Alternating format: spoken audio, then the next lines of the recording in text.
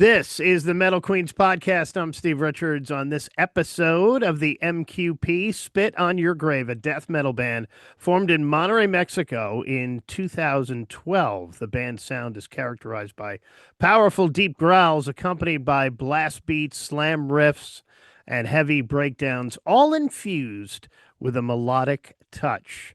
Spit on Your Grave has a new album out, Arkanum, and a couple of videos out too, The Infection and one that just came out recently, The Heretic as well. I am joined by Marlene, Liz, and Caro here from Spit on Your Grave. Welcome to the Metal Queens podcast.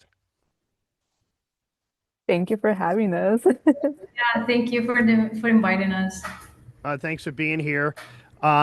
So tell me the story behind the formation of this band and what inspired it. Did you guys all know each other? I mean, you've been together now, what, since 2012. So what's the story behind getting together and forming this band? Well, it started in 2012, but the one of the original members is our bassist. So, and then Caro has been in the band for like 8 years, and then Marlene joined like during COVID time. So I think it was either 2020. And then I joined last year, so now I've been with the band for a year. Now, Liz, did you know Marlene and Carol? I knew them like back in 2022. I was performing with one of my old bands, and then we met at this one performance in Dallas because we were on the same lineup. So I knew them from then. What's the story behind the name of the band, Spit on Your Grave? It's influenced by a movie. So the movie's called I Spit on Your Grave, and it's about this girl that takes revenge on this group of guys that like abused her and then, like raped her. So she takes vengeance like after her death by her spirit. And then that's where the name came from. It's, it's like I Spit on Your Grave is the movie, but then we just put Spit on Your Grave. Just shortened it a little bit. So Yeah. was Nico was the original member when the band formed? No, he came like after. So he came after too. So Yeah, it's pretty much a whole new lineup then. pretty much. But our Kind bassist of. is the original.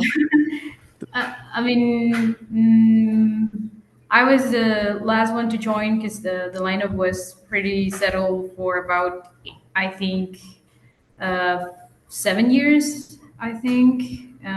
Caro will know more about it.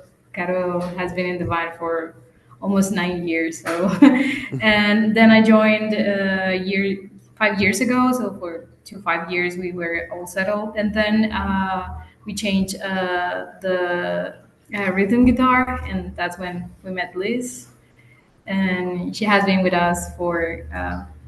I think it has been already just a year, right? Just just now, just in this month. Now, this style of metal, have you guys always been into this style of metal? Well, Well, kind of. It always has been death metal, but I think Caro will have a better answer. So, Caro, ¿quieres responder? Siempre hemos sido como el mismo estilo de metal. No, creo que empezó siendo old school, pero conforme fueron cambiando integrantes, también el estilo fue cambiando a un poco más hacia lo técnico y hacia lo melódico, y mezclando varios sneak peeks de otros géneros, no sé cómo decirlo.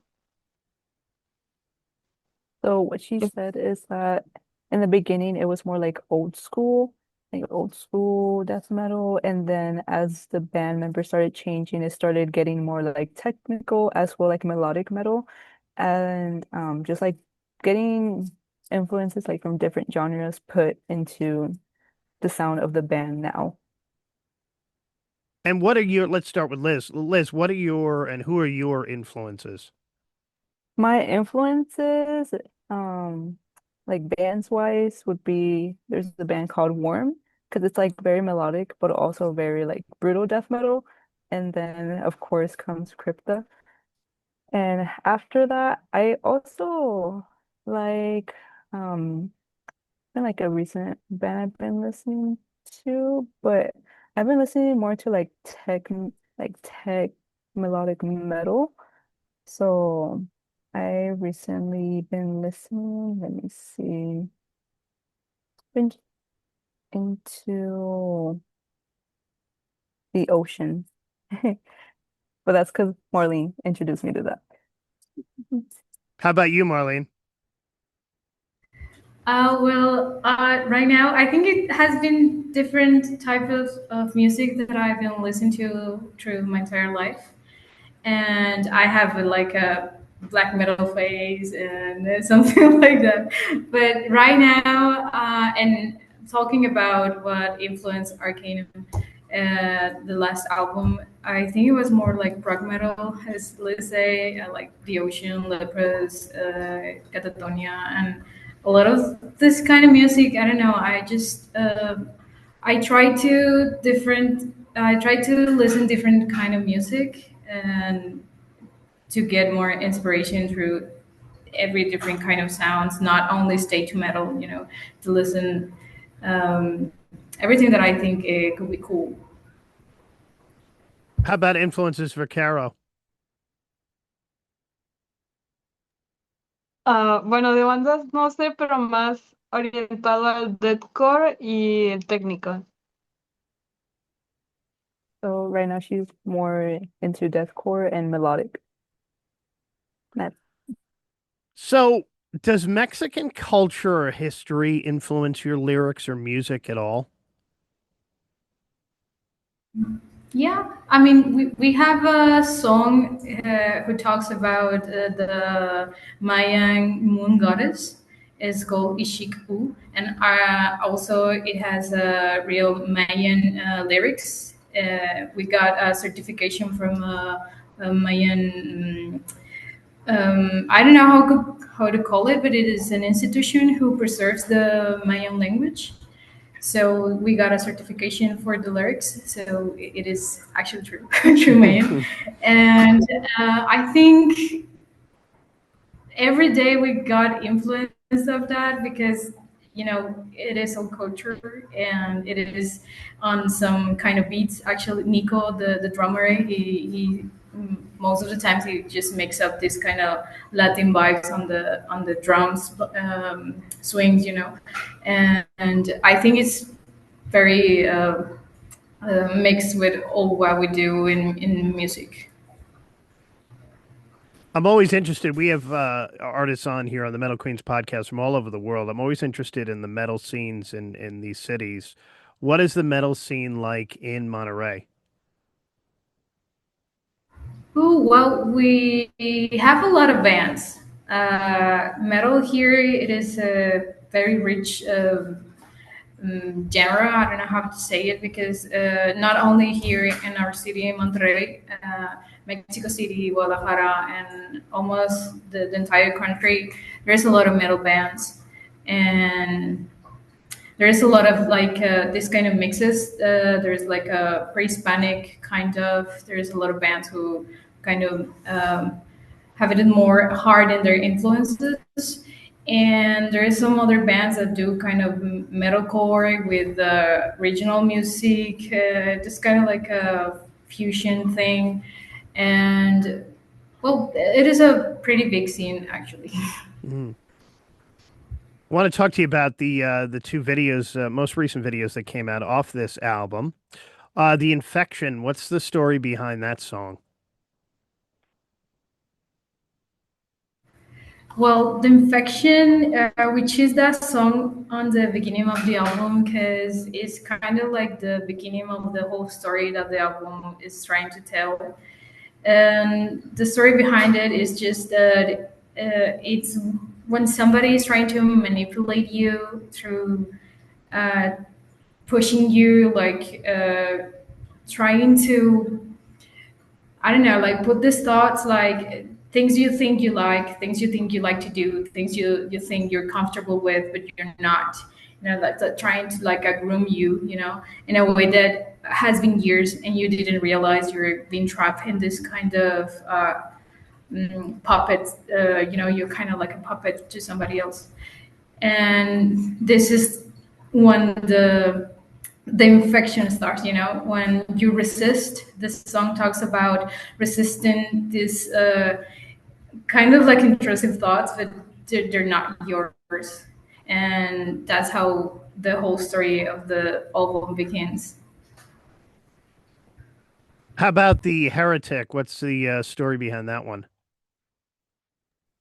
Well, all the songs are also inspired by a tarot card, because everybody in the band likes this kind of mystic and like um, I don't know how to call it, but this kind of witchy things, Mm. And for the heretic, it's about the card. I think is the tower, and that mixed with the story of the album. It's when suddenly the reality you were in, it's not real anymore. When you were being a lie, you were living a lie, and everything just crumbled down. And that's when the lightning struck the tower, and everything became just like this remains and just nothing. So you're the king of nothing now, and you have nothing, and you have to start over. That's when you realize, like, somebody just go and slap you and and tell you everything you believe was not real, and that's basically it. What's the songwriting process like in the band? Is it a true collaboration, or who is the songwriter? Well, mostly it's a collaboration. For Arkanum, we have this kind of ideas, and people will sometimes even Nico, Caro. I mean, if they're not singing, doesn't mean that they're not just putting songs on the lyrics. And for this last album, I did all the lyrics, but some of them were inspired by influences of somebody else. Maybe they say like, "Oh, we need to make a song who's talking about this," and I just get the task to do the entire lyrics and the whole concept of the album. Sorry. The videos are like theatrical productions. How involved do you guys get in the video production? To the point where we also make the props. We bring the props, we make them or like handcraft them. So that's what we did. Like for the heretic, we had like the location and everything, but bringing the video into life was bringing also the props, making sure like the crown that Nico was wearing, that one Marlene made it, and Mm. she did such a good job at it. But it's also things like that, very small details that you want it to be shown in the video. So we go like that for the music Yeah, videos. you go all out. That must be a lot of fun. Yeah, we trashed some guitars actually for that video. Caro, ¿quieres contar tu experiencia sobre las guitarras? No, no sé qué decir, que solo las golpeamos y le quitamos como toda la pintura para poderlas modificar. So for the guitars in the Heretic video, especially whenever they start throwing like the flower. So for those guitars, what Caro did, and then everyone else was just hammer the guitars down and then also take out the strings so we can make them look like the pastime kind of instruments, in the video. Yeah. So yeah, um, that's what we do. Yeah, check both of those videos out on YouTube on the streaming platforms. The Infection and the Heretic 2. They are out now off the new album. What do you guys do when you're not making music? What do you do for fun?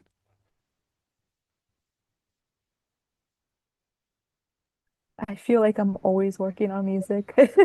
But for fun, I mean, I just like to travel or maybe go to like concerts, but not just metal concerts. I like listening to like other genres. Hmm. Besides that, I think I just like to, just spend time with friends, do all types of different things, and then, just get back to working on music. Marlene?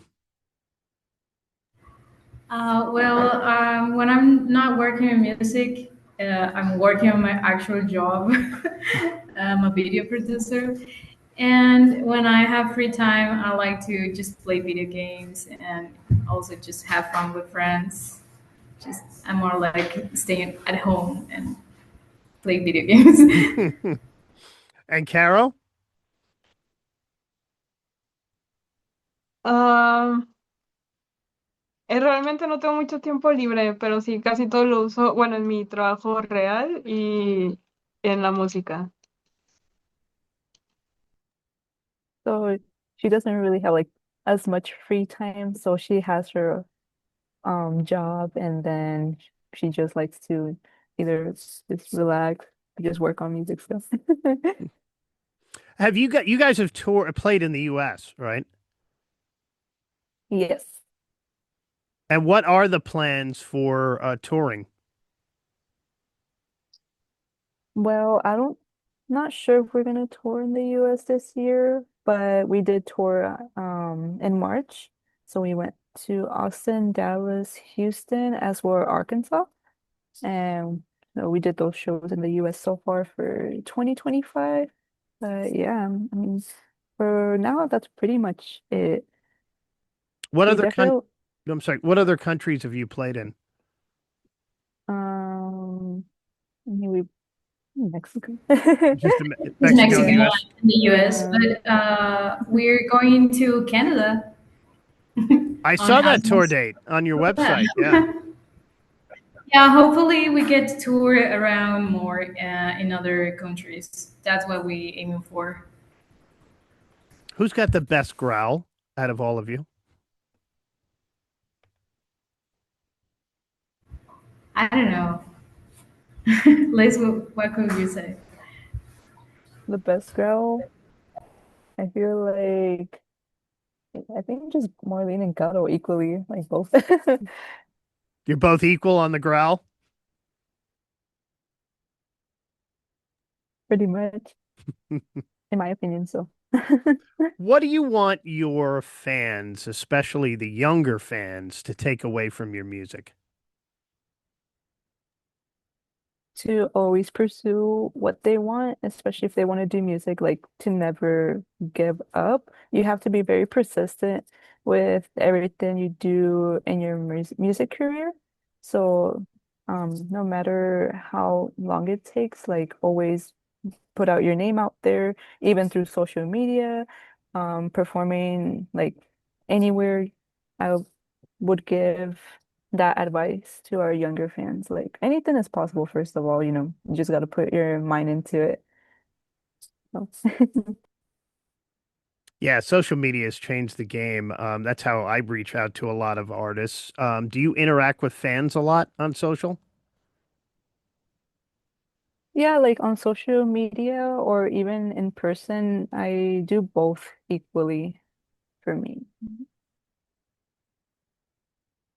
All right. Well, the new full-length album is out now, Arkanum, and they've got a couple of videos out too. Check them out. Their Arkanum is available now on all major streaming platforms. Check out those two videos as well. They will be touring a little bit more.